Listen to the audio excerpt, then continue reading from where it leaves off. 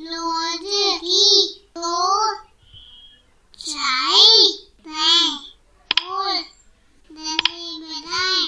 शाम को खेलते समय सभी दोस्तों में बात छिड़ गई कि आखिर उन्होंने कल रात खाने में क्या खाया था।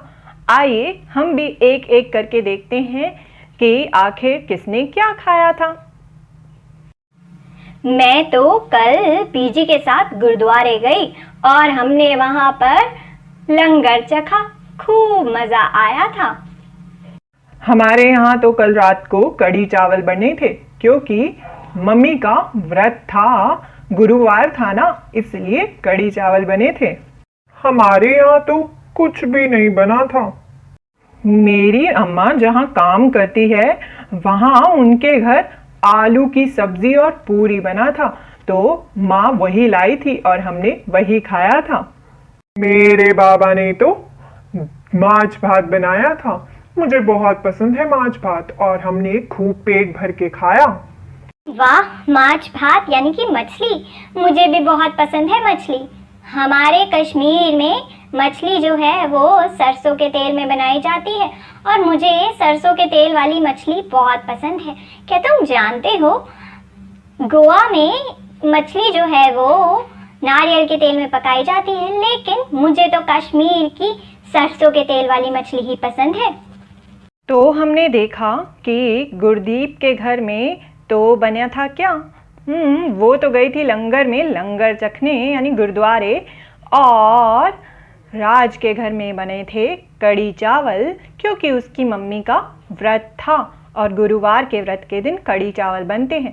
तो हमने देखा कि इन दोनों के ही घर में कुछ खास रिवाज थे, जैसे गुरदीप के घर में गुरुद्वारे जाने का और राज के घर में गुरुवार को यानी थर्सडे को उपास रखने का, जिस वजह से वहाँ कुछ खास खाना बना।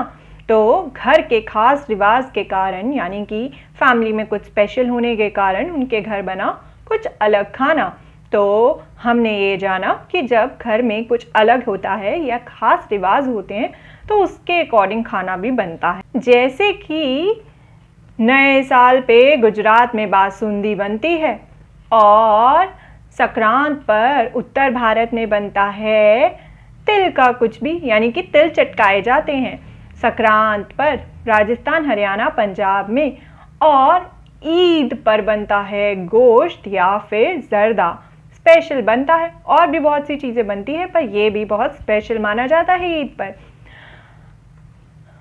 और देखें तो ज़रा कि तरुण के घर क्या बना था, उसके घर तो कुछ नहीं बना था। और राकेश के घर क्या बना था, उसके घर जहाँ उसकी माँ काम करती है वहाँ से आलू पूरी आए थे। तो हमने देखा कि घर में कितना पैसा है, हमारे पास कितना पैसा है खर्च करने के लिए, उसके अकॉर्डिंग भी खाना बनता है। ज़्यादा पैसा होगा तो हम ज़्यादा खर्च कर सकते हैं और कम होगा तो हमारे पास जो होगा उतने में ही हमें पकाना पड़ेगा।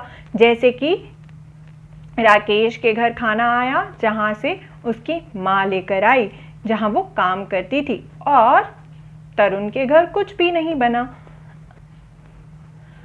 तन्मय के घर क्या पका था, तन्मय के घर बना था माछ भात। और जानते हैं वहाँ माछ भात क्यों बना, क्योंकि तन्मय जो है वो है बंगाल से और बंगाल में मछली जो होती है और चावल जो होते हैं बहुत ज़्यादा मिलते हैं आसानी से, इस वजह से वहाँ पर ज़्यादातर मछली और चावल खाए जाते हैं। तो जिस जगह हम रहते हैं वहाँ पर उस जगह का स्पेशल खाना होता है जो वहाँ आसानी से मिल जाता है। जैसे कि बंगाल में क्या मिलता है, मछली और चावल भी। इसी तरीके से गोवा में मिलते हैं नारियल। याद है ना, फिरदौस ने बताया था कि गोवा में मछली जो है वो नारियल के तेल में पकाई जाती है।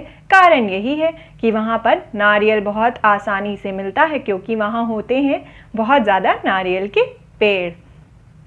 और फिरदौस को क्या खाना पसंद था जो उसके घर बना भी था, उसके घर बना था मछली, बना नहीं था, उसे पसंद बहुत है सरसों के तेल में पकी हुई मछली जो उसने खाई भी थी। तो हमारा जो खाना है, जो हम खाते हैं, वो हमारी पसंद पर भी निर्धारित होता है। यानी कि जो हमें पसंद है वो भी अक्सर हम खाते हैं।